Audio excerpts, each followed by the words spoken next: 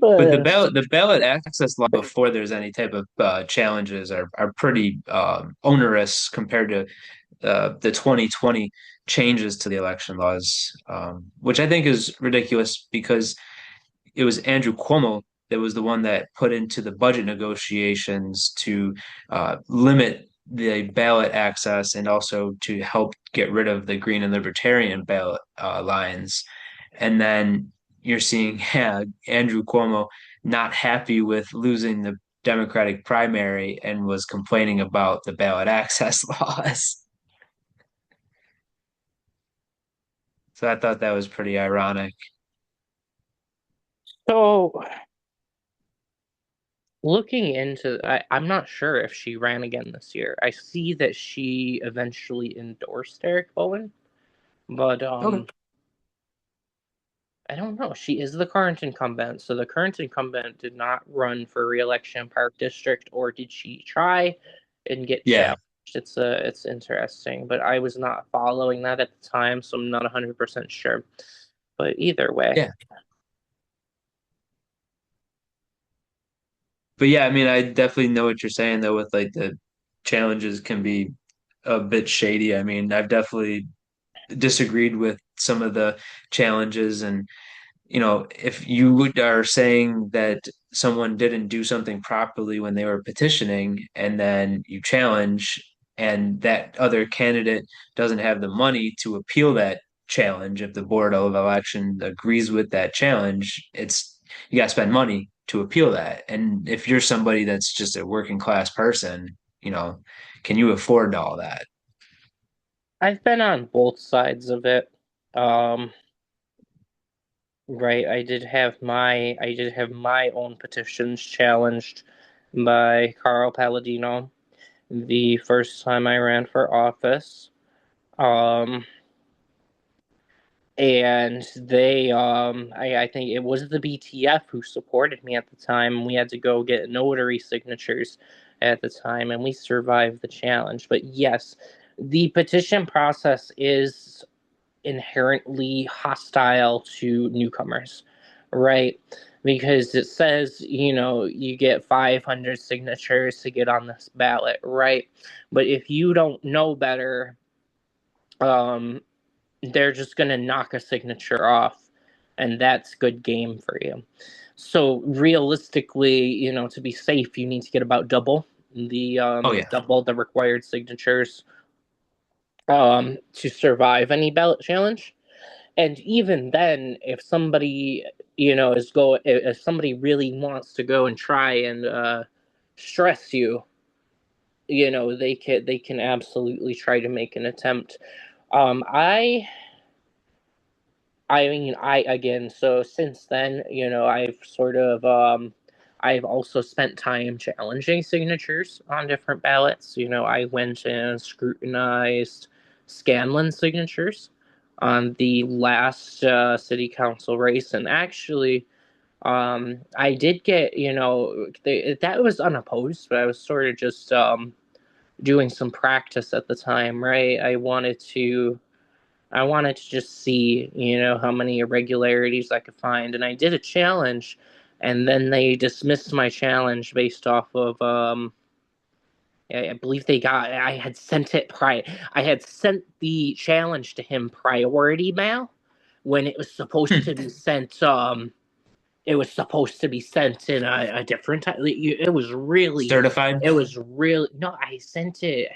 Oh my god. It, they got me on the type of mail that I sent it to him. Let's Like, it just had to put be postmarked. it. What I know it has to be certified, return receipt. Um, but they said you needed to send it in a specific type of mail. Again, Yeah. it was like first class or something. I don't know. It was really silly though. Um, Yeah, I've but helped it scrub petitions before to look at irregularities, and there are times where people that are doing the petitioning make mistakes. You don't know if it's necessarily intentionally done or not. Um, I'm sure there are some times where petitioners maybe just going to get random people to sign, not checking addresses and whatnot. So I've I de definitely hear what you're saying. I've definitely uncovered cases where there's been I mean, but we can't call, but well, then again, I'm not naming anyone. I've definitely, while scrubbing petitions, while looking at people's petitions, I've uncovered cases where, I've been pretty certain that there was some level of fraud that went into it, right? And that would be a case where there was one case I had where on two people on so two different what would you call them, witnesses or Okay. carriers? The witness Yeah. statement when you're No. signing on the bottom. Yep. Yep. Two different petition carriers got the same sequence of four signatures, right? And it was all from the same household. And what was curious about this sequence of signatures was that they were identical on both petitions, and then also they were in the same handwriting. So it was four signatures in the same exact handwriting, in the same exact order, on two people's petitions on two different days. So for that sort of thing to have actually happened, this person these two people who were carrying this petition would have had to go around on two different days, find the same four people in the same order. It's more likely that that both of these carriers instead just let one person sign for four people, which is unethical and not allowed by how the rules go. So I mean, there is some dubious stuff that goes on with them for sure. Yeah, like you said, there's a witness statement you said at the bottom, which says that you witnessed that person sign it. So you can't just have someone take your clipboard into the house and let other people. So you have to witness them sign it. Exactly. Um, and I mean, I understand that. I do. I understand the laws.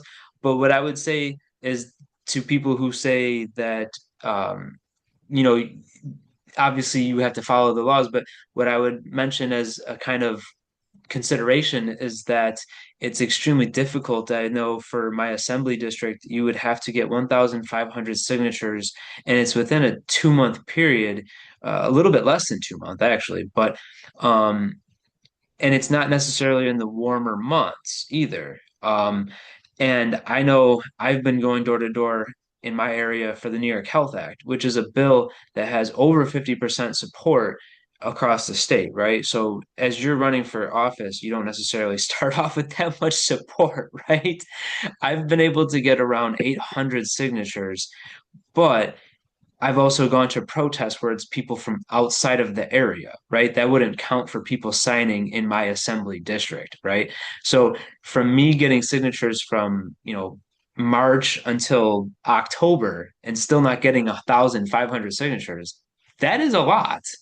And it makes it hard to get on the ballot. And when we see races that are uncontested across the state at the assembly level, to me, that's terrible.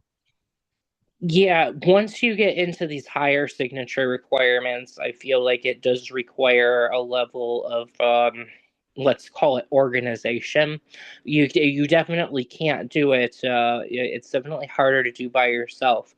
I mean, when I ran for my first school board campaign, I needed 500 signatures in about a 1 month period, right? 1 to 1.5 months.